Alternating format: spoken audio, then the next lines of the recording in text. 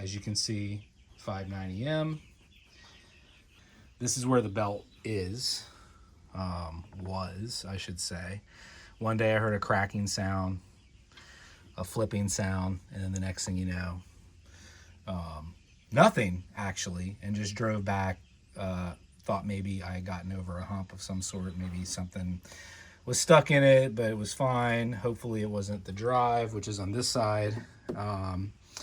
But turned out it was this belt here.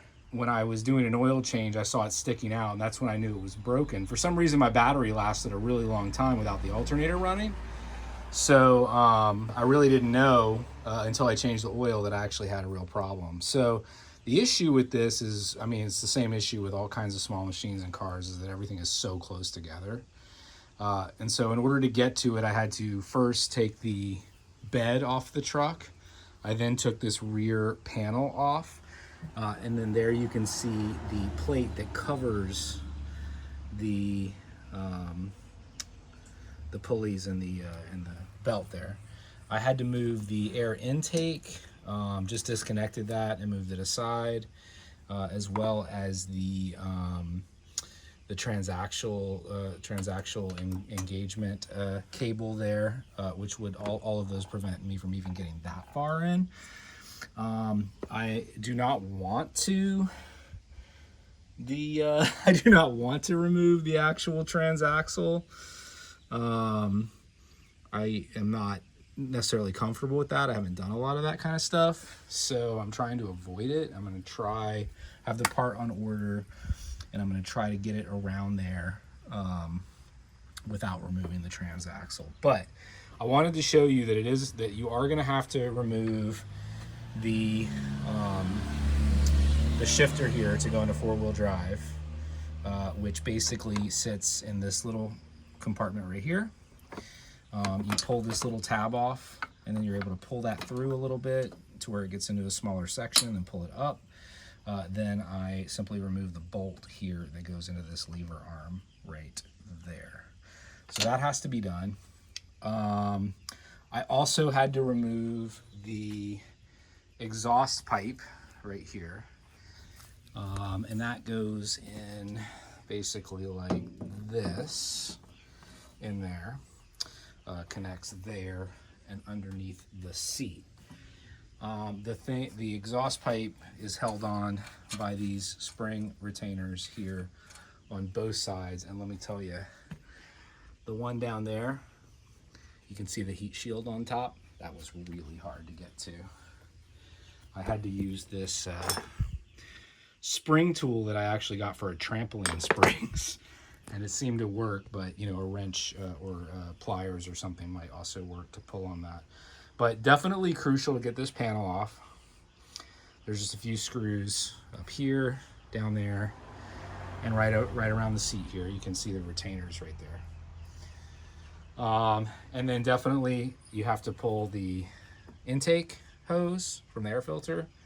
I wanted to get this off, but I couldn't. It looked like a lot more work than I needed to do. And then you have to remove the exhaust pipe that goes into the muffler, and you have to remove this four-wheel drive engagement arm, at least loosen that as well. So that's basically the before the belt goes on sort of video portion. And once I get the belt in, I'll do a little recording of trying to get that on, and hopefully this helps out some other people. I also wanted to show you what's left of the belt here. You can see it's flat on one side, grooved on the other. And this is MIU 14603, John Deere part number. MIU 14603. I'll put that in the notes, the description of the video, in case you need to order one yourself.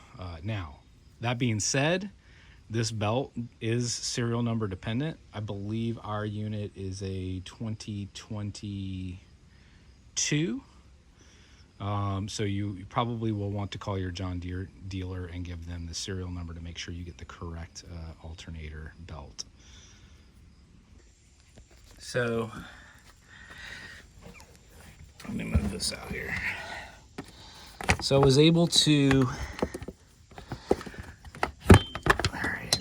So I was able to get first off, I was able to get this off, which is crazy. Somehow I got it out from this transaxle. Insane. Then you can see tensioner right here. Loosen these 2 bolts to get this clear.